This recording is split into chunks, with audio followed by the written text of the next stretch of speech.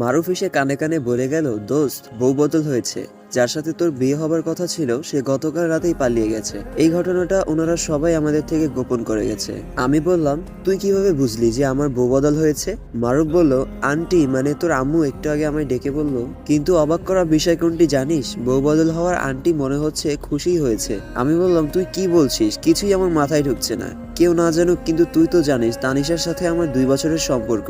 তুই এসে একটা গুজব ছড়িয়ে যাবি আর সেটা আমি বিশ্বাস করব? মারুফ বলল, আমার কথা হয়তো তোর বিশ্বাস হচ্ছে না। তোর কেন? যখন আমি শুনেছি এরপর আমি নিজের চোখে না দেখা পর্যন্ত বিশ্বাস করতে পারিনি। মারুফ এইভাবে বলছে তখন সে সত্যিই বলছে। কিন্তু বিয়েটা তো তানিশার জোড়াজুড়িতেই করতে রাজি হয়েছিলাম, নয়তো আমি আরো কিছুদিন পর বিয়ে করতাম। তাহলে এমনটা করলো কেন তানিশা? আমি বললাম, তুই একটু আম্মুকে আমার কাছে নিয়ে আসতে পারবি? মারুফ বলল, একটু অপেক্ষা কর, আমি আসছি। টেনশনে পা থেকে মাথা পর্যন্ত ঘামছে। বিশ্বাস করতে কষ্ট হচ্ছে তানিশা বিয়ের আসর থেকে পালিয়ে গেছে। আচ্ছা, মারুফ কি আমার সাথে মজা করছে? একটু পরে মারুফ আম্মুকে নিয়ে আমার কাছে আসলো। আমি জিজ্ঞেস করলাম, আম্মু, আমি এসব কি শুনছি? বউ নাকি বদল হয়েছে? আম্মু বলল, হ্যাঁ, তোর আব্বু ওনাদের সাথে এটা নিয়ে কথা বলছে।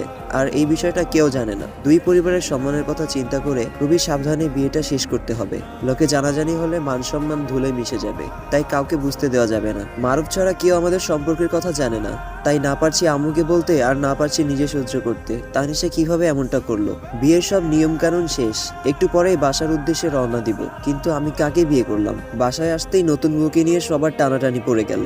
কয়েকজন মেয়ে নতুন বউকে নিয়ে আমার রুমে গেল। আমি বাসার সব অতিথিকে বিদায় দিয়ে মারুফকে সাথে নিয়ে ছাদে আসলাম। আমি বললাম, দোস্ত, এখনো সত্যি করে বল, তুই কি মজা করছিলি আমার সাথে? মারুফ বলল, কেন?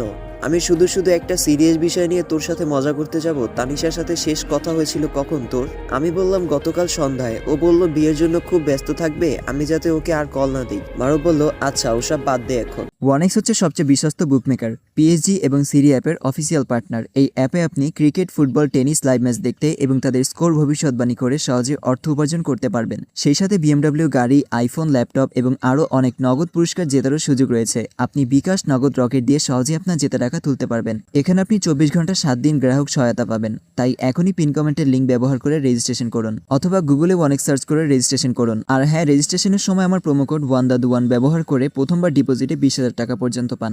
যা হবার তা তো হয়েই গেছে। নতুন বউ রুমে একা বসে আছে, তোকে হয়তো খুঁজাখুঁজি চলছে।